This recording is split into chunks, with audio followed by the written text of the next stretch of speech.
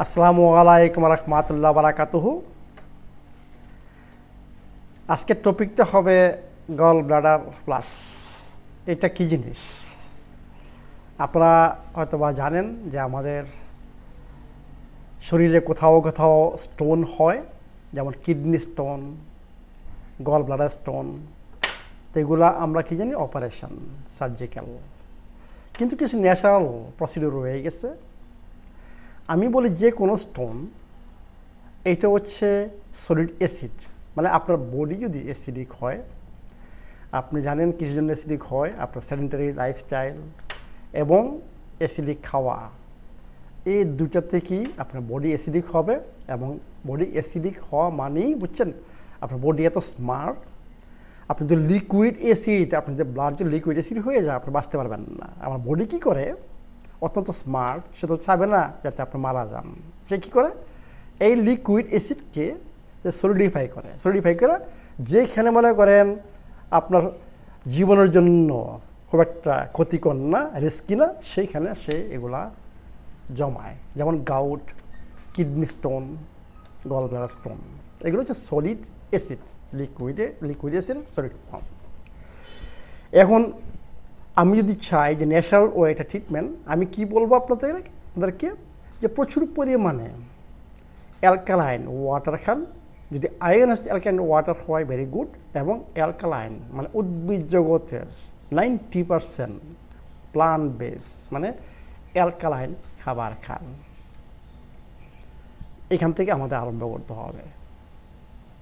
এরপরে কিছু supplement use করতে হবে, যেমন আপনার লিভার হেলথের জন্য এবং গল ব্লাডার স্টোনের জন্য আমি কি সাপ্লিমেন্ট সবচেয়ে বেস্ট আমি রিকমেন্ড করি আর্টিচক। আপনারা জানেন আর্টিচক, আমি অন্য যে ইনডাইজেশন প্রবলেম, আর্টিচক, আইবিএস, ওইটার জন্য আমি রিকমেন্ড করি আর্টিচক।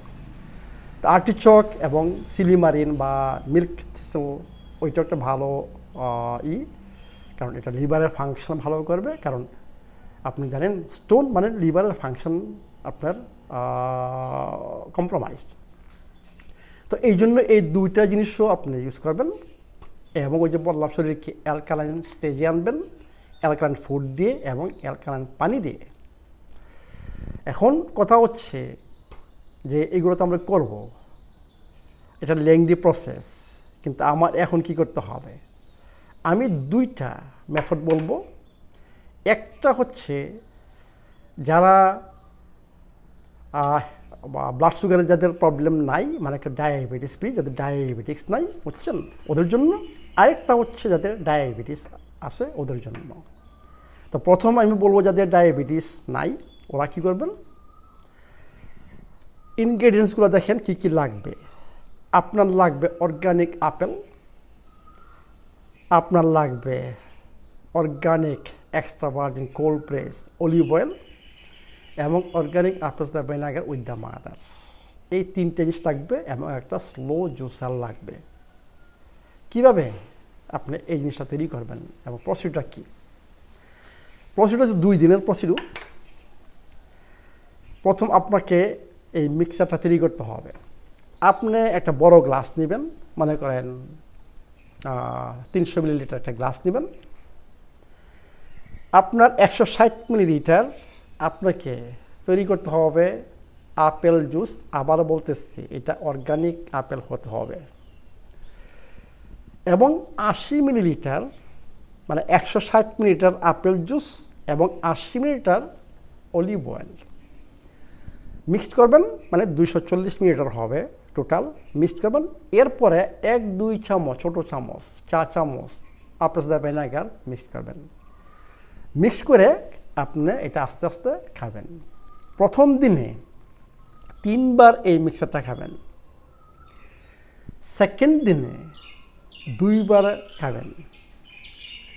এই যে 2 দিন, এই 2 দিনের মধ্যে আপনি কোনো খাবার খেতে পারবেন না এবং এমনকি পানিও পান করতে পারবেন না।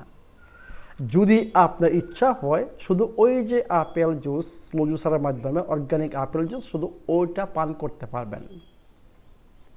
থার্ড দিনে আপনার কি করতে হবে, সকাল 11টা-12টায় একটা সালাদ করবেন, মানে যত বেশি পরিমাণ মানে ভেজিটেবলস দেওয়া যায়। এবং ওই যে আমার ড্রেসিংটা আমি যেটা বলি যে apple cider vinegar, olive oil এবং ব্ল্যাক পেপার একটু দিবেন, বুঝছেন, এবং হিমালয়ান পিঙ্ক সল্ট একটু দেবেন। ওইটাতে ড্রেসিং দিয়ে আপনি শুধু সালাদ খাবেন, মানে এইভাবে আপনি ওই 3rd দিনে আপনি এটা ভাঙবেন। এরপরে আপনি আমার যে সুস্থ থাকার জন্য প্রাকৃতিক খাবার ওইটা কন্টিনিউ করেন। এবং ওই যে আর্টিচক কন্টিনিউ করবেন, মানে 400 মিলিগ্রাম 3 বার খাবারের পরে কন্টিনিউ করবেন 3-4 সপ্তাহ।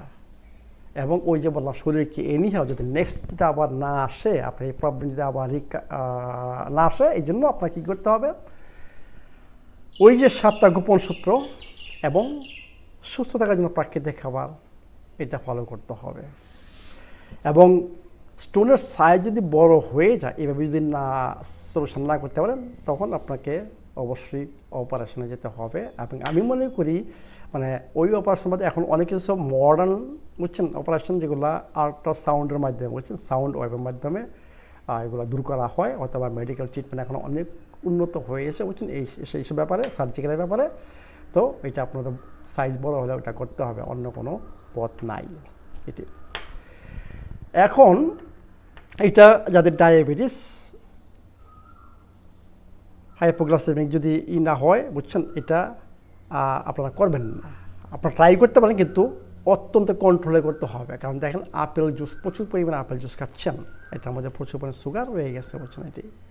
এবং যে ফাস্টিং, এটার মধ্যে আপনার হাইপোগ্লাইসেমিক আসতে পারে। তো এই জন্য বলতেছি, যদিও করেন অত্যন্ত সতর্কভাবে এটা করতে হবে। আমি রিকমেন্ড করি এটা করবেন না। সেকেন্ড যে পদ্ধতিটা, সেইটা আপনারা করতে পারেন যাদের ডায়াবেটিসে ভুগতেছেন, ওরা এটা করতে পারেন। ওইটা কী জিনিস?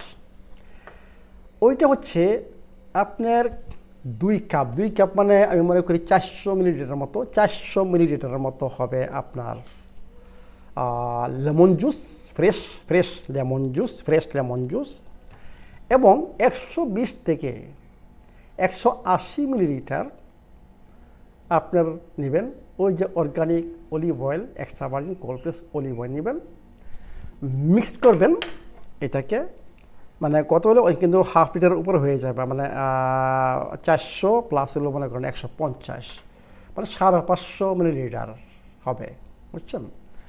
এইটা রাত্রে শোয়ার আগে আস্তে আস্তে ড্রিঙ্ক করবেন। রাত্রে শোয়ার আগে আস্তে আস্তে ড্রিঙ্ক করবেন।